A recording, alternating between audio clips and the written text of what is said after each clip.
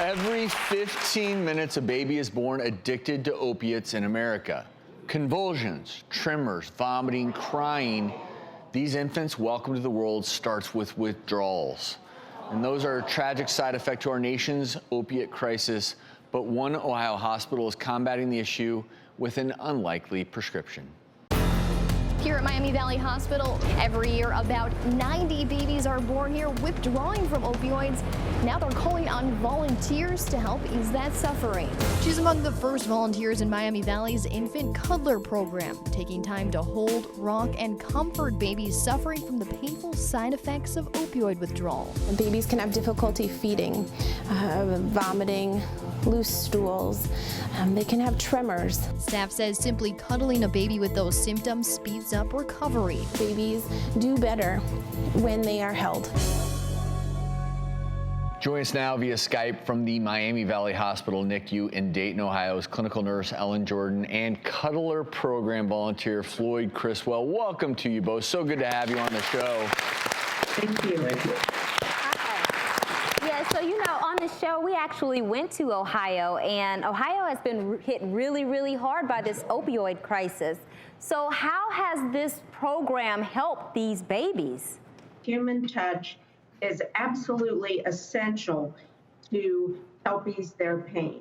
So medication alone can't comfort the NAS patient. So NAS stands for neonatal abstinence syndrome, which is the term that is used to describe the symptoms that these babies who are going through withdrawal experience.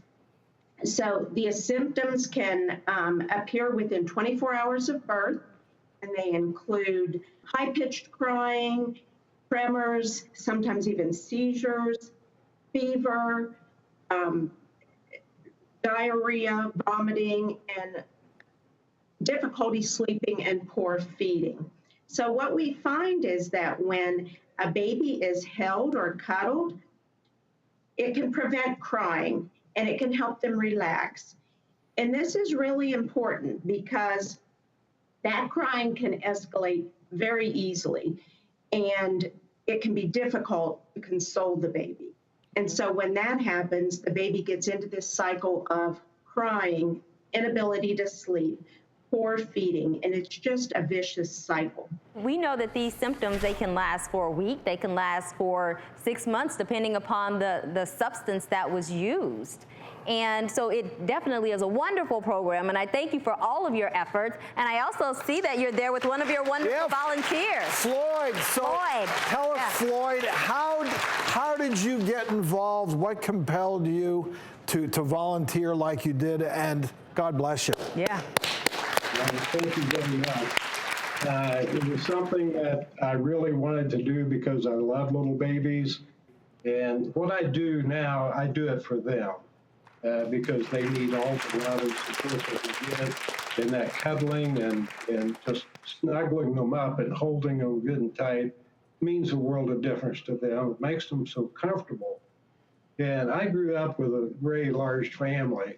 Had a lot of little nieces and nephews running around, and always liked little children and little babies. So it was kind of a natural for me after I retired to come in and do what I do. And I just look forward to my Monday mornings because I come in every Monday morning, and my 4 hours on Mondays, I look forward to it. And I'm glad you mentioned that, Floyd, because we know the power of human touch and the benefit that you're providing these babies is quite remarkable, but I imagine the benefit also goes the other way to you.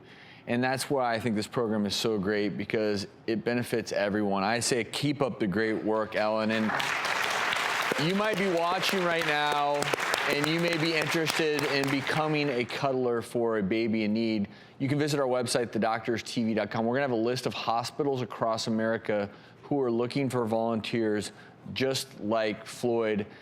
Ellen, keep up the great work taking good care of these babies. And Floyd, thank you again for your service. And highlights once again why as a country we need to continue to come up with solutions and come together to combat the opiate crisis, because it's not always the user who's directly affected. Sometimes the most acutely affected are the innocent. Innocent bystander, In this tragic case, of the babies. And if you happen to, be on a drug that can lead to neonatal abstinence syndrome during pregnancy, so if you're taking an opioid, make sure that you don't just stop on your own. You want to communicate with the doctor and make sure they help you do so in a safe manner, because just stopping cold turkey can be dangerous for your baby. In some instances, it can lead to death. There are resources out there for you. We want to help you. We want to uplift you. And we sincerely want you and your baby to have the best future possible. So just talk to us.